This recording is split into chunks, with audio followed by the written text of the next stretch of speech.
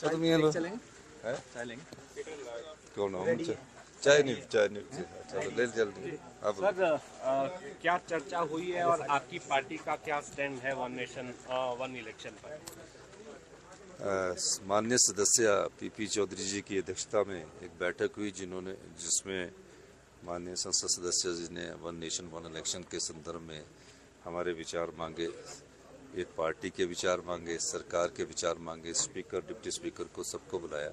हमने अपना दायित्व समझा कि संसद के सदस्य हमारे आए हैं तो हम अपने विचार साझा करें। पार्टी की तरफ से तो हमारा एक है कि हम वन नेशन वन इलेक्शन का अपोज कर रहे हैं, लेकिन कुछ सजेशंस हमने जो डेमोक्रेसी को स्ट्रेंथनिंग करने के लिए थे उसके बारे में कुछ हमने विचार रखे और सभी संसद सदस्यों ने पहले तो हमें अपने उस ड्राफ्ट बिल के बारे में जानकारी दी और जानकारी लेने के बाद ये पाया गया कि कुछ जो हम वन नेशन वन इलेक्शन में कुछ और उससे इस दायरे को थोड़ा बढ़ाया गया माननीय चेयरमैन साहब पीपी चौधरी साहब के साथ।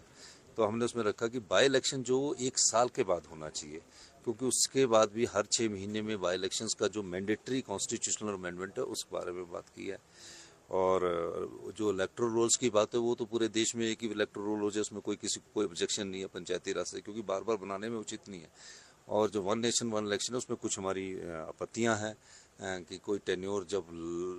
होगा तो उसके आगे टेन्योर कैसे होगा, कोई गवर्नमेंट गिरती है, कोई एमएलए रिजाइन दे देते हैं, ये सब चीज़ों की चर्चा विस्तृत होनी है। हमने अपने विचारों में से उनको अवगत करवाया, क्योंकि पूरी स्टेट्स में जाएंगे, पूरे देश के लोग अपने अनुभव को साझा करेंगे और जब अनुभव के बाद कोई चीज़ बनती है तो वो अच्छी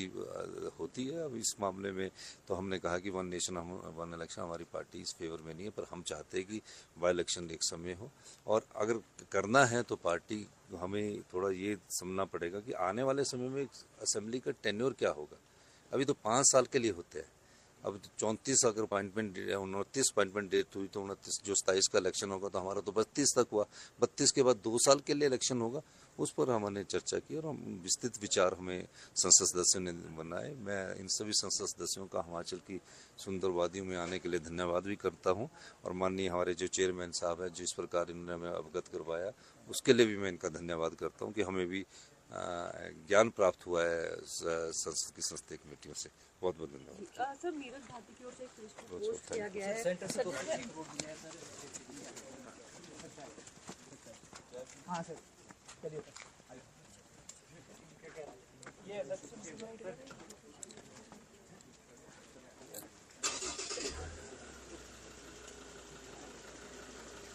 ठीक है।